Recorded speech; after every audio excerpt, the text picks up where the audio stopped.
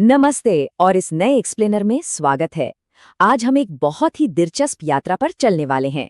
ये सफर मीडिया देखने के साइकोलॉजी से शुरू होगा और उन स्पेसिफिक टेक्निकल टूल्स तक जाएगा जिनका इस्तेमाल हम आज मीडिया शेयर करने के लिए करते हैं।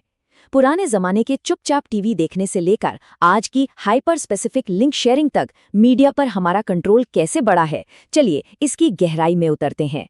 तो इस एक्सप्लेनर का रोड मैप कुछ इस तरह रहेगा। पहले हम द साइकोलॉजी ऑफ वॉचिंग पर बात करेंगे, फिर क्यूरेटिंग द मीडिया यूनिवर्स और द मीडिया आइकिया इफेक्ट को समझेंगे। उसके बाद हम हाइपर स्पेसिफिक कंटेंट शेयरिंग और आखिर में द एंड ऑफ goo.gl के बारे में जानेंगे। ये सफ़र मीडिया पर कंट्रोल पाने की इंसानी चाहत को लिंक शेयरिंग के मैकेनिक्स से जोड़ेगा। शुरुआत करते हैं अपने पहले हिस्से से, द साइकोलॉजी ऑफ वॉचिंग। आखिर वो क्या चीज़ है जो हमारी व्यूइंग हैबिट्स को ड्राइव करती है? भले ही मीडिया पूरी तरह से बदल गया हो, पर एक सच ये भी है कि हमारी बुनियादी मनोवैज्ञानिक ज़रूरतें आज भी वही हैं। दरअसल एक बड़ा सवाल ये उठता है कि आज के इस आधुनिक दौर में हम मीडिया क्यों देखते हैं। सच बात तो ये है कि हमारा दिमाग आज भी डायनामिक और गतिशील दृश्यों की तरफ बिल्कुल वैसे ही आकर्षित होता है जैसा कि पुराने लीनियर टीवी के दौर में हुआ करता था। ये हमारी फितरत में शामिल है। इस चार्ट पर ध्यान दीजिए। रिसर्च बताती है कि हमारी देखने की ज़रूरतों को 4 मुख्य श्रेणियों में बांटा जा सकता है। सबसे बड़ा हिस्सा लगभग 69% स्टिमुलेशन और एंटरटेनमेंट का है, 30% सीखने और कुछ नया करने के लिए, 26% खुद की आइडेंटिटी और ग्रोथ के लिए और 13% दूसरों के साथ जुड़ने के लिए। साफ है कि मनोरंजन की चाहत आज भी सबसे ऊपर है। लेकिन देखिए, मीडिया सिर्फ अकेले बैठकर देखने की चीज़ नहीं है। कनेक्शन और शेयर्ड एक्सपीरियंस का भी एक बहुत बड़ा रोल होता है। चाहे वीडियो दोस्तों के साथ देखा जा रहा हो या अकेले, ये हमें भावनात्मक रूप से जुड़ने और खुद को समझे जाने का एक बहुत ही प्यारा एहसास दिलाता है। अब आते हैं अपने दूसरे हिस्से पर, क्यूरेटिंग द मीडिया यूनिवर्स।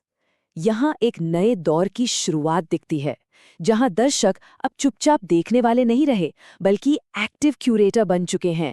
एक वक्त था जब गेटकीपर्स यानी टीवी चैनल्स या प्रोड्यूसर्स तय करते थे कि हम क्या देखेंगे, पर आज का दौर बिल्कुल अलग है। लोग अब एक्टिव डिजिटल क्यूरेशन कर रहे हैं और अपना खुद का पर्सनल मीडिया यूनिवर्स बना रहे हैं। ये दर्शकों के हाथ में आई आज़ादी का एक बहुत बड़ा नमूना है। एक दिलचस्प डेटा पॉइंट देखिए। इटली में करीब 42% दर्शकों का कहना है कि वो किसी भी पल अपना पसंदीदा कंटेंट ढूंढ सकते हैं। यह आंकड़ा ट्रेडिशनल टीवी के मुकाबले कहीं ज्यादा है।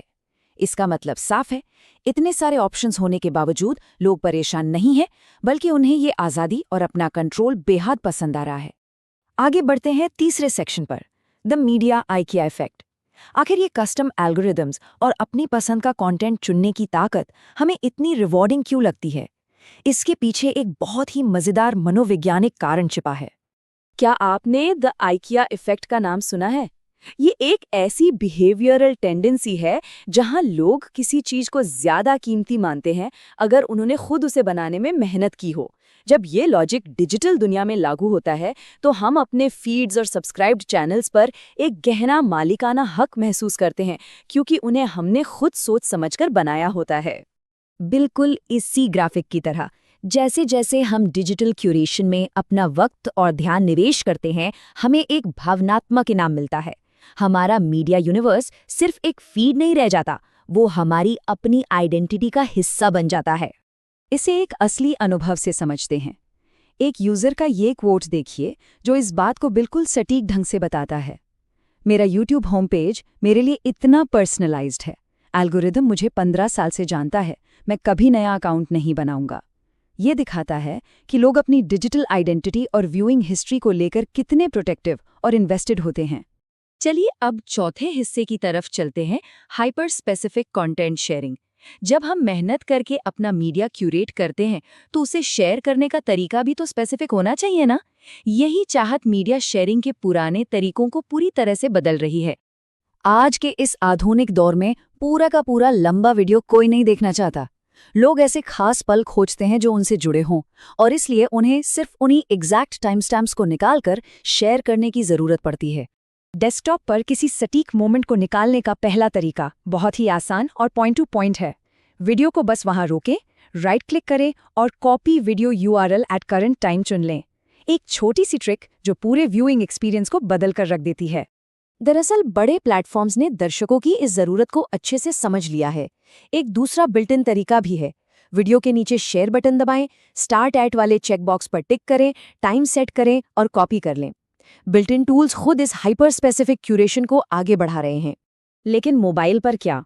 वहां भी लोग पीछे नहीं हैं। लोग लिंक कॉपी करके मैसेज में पेस्ट करते हैं और आखिर में खुद से एक टाइम पैरामीटर जोड़ देते हैं, जैसे $t = 53 सेकेंड्स। ये बहुत ही शानदार बात है कि लोग अपने सटीक क्यूरेटेड मोमेंट को पहुंचाने के लिए URLs को खुद मैन्युअली मैनिपुलेट करने लग गए हैं। और यहीं से हम आते हैं अपने आखिरी हिस्से पर, द एंड ऑफ google.gl। जब लोग इतने डिटेल्ड और स्पेसिफिक लिंक्स बनाने लगे तो उन पुराने छोटे और जेनेरिक लिंक्स का अंत होना ही था। एक बार गूगल URL शॉर्टनर के इस टाइमलाइन पर नजर डालिए।